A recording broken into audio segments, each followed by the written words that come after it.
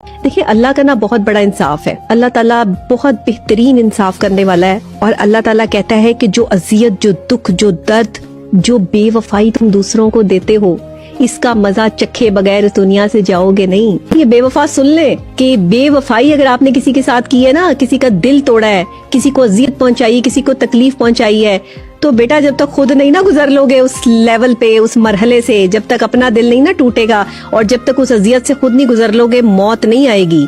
मजा चख के निकलोगे यहाँ से। किसी को दुख दिया है, किसी को दर्द दिया है, दुनिया तुम्हारे लिए मजीद जो है वो लंबी कर दी जाएगी। उस शख्स की जिंदगी जो है वो बढ़ा दी जाएगी। अल्लाह ताला ने आपको मौत नहीं देनी। आप दुनिया में देख के जाओगे वो बदले हैं जो दुनिया में आपको जो है वो अजियतनाक मौत की सूरत में मिलते हैं। सबसे बड़ी औरत की खूबी ये है कि वो अपने आप को अगर संवारने पे आ जाए ना, तो एक ही मर्द को मजबूर कर देती है बार बार उससे मोहब्बत करने पर।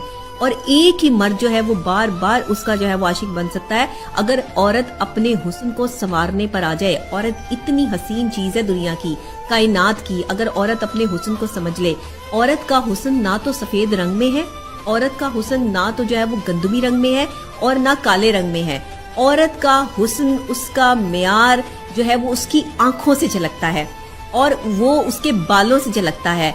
औरत का हुस्न जो है वो अगर आपने देखना है तो उसकी मुस्कुराहट से देखिए। जिस्म की ख्वाहिश पूरी करने के लिए जब किसी मर्द की जरूरत पड़ेगी तो फिर भी तो मर्द लेके आएंगे आप अपनी जिंदगी में, फिर कहाँ से लाएंगे? औरत मर्द के बगैर रहती भी नहीं है, मर्द को छोड़ती भी नहीं है और मर्द की इज्जत भी नहीं करनी। मेरा जिस्म मेरी मर्जी, ये कोई जिस्म मर्जी वाला हिसाब नहीं है। शौहर अगर किसी वक्त में ये कह रहा है कि बीवी मेरे लिए हाजिर रहे, तो अब ये तो दिल की बात है ना, एक शौहर और बीवी की बात है। आप उनके कमरों तक ना पहुंचे। आपका अगर दिल नहीं कर रहा तो आप अपने शौहर को इनकार कर दें। लेकिन दूसरी औरतों को क्यों समझा रही हैं कि अगर उनके शौहर जो है वो उनको अपने करीब लाना चाह रहे हैं तो तुम उनको भी इनकार कर दो? क्यों? कुरान नहीं कह रहा। हम अकॉर्डिंग टू इस्लाम, अकॉर्डिंग टू कुरान चलेंगे क्योंकि हम मुसलमान हैं। अल्लाह ने फरमाया है कि अगर तुम्हारा शौहर जो है वो तुम्हें बुलाए तो तुम सब काम छोड़कर जो है वो पहले उसकी बात सुनो। औरत तो मेहनत के लिए बनाई गई है, मुझे ऐसा लगता है। अपनी जिंदगी देख लूं या इंटेलिजेंट और खवातीन की जिंदगी देख लूं तो उनकी जहानत जो है वो मुकद्दर के आड़े आ जाती है। मुकद्दर वाले कुछ और होते हैं, ज़हीन लोग कुछ और होते हैं। बड़े बड़े ज़हीन लोगों को मैंने मुकद्दर वालों का गुलाम देखा है। बड़ी बड़ी ज़हीन औरतें ऐसी ऐसी जगहों पे नौकरी कर रही हैं जो उनका लेवल नहीं है।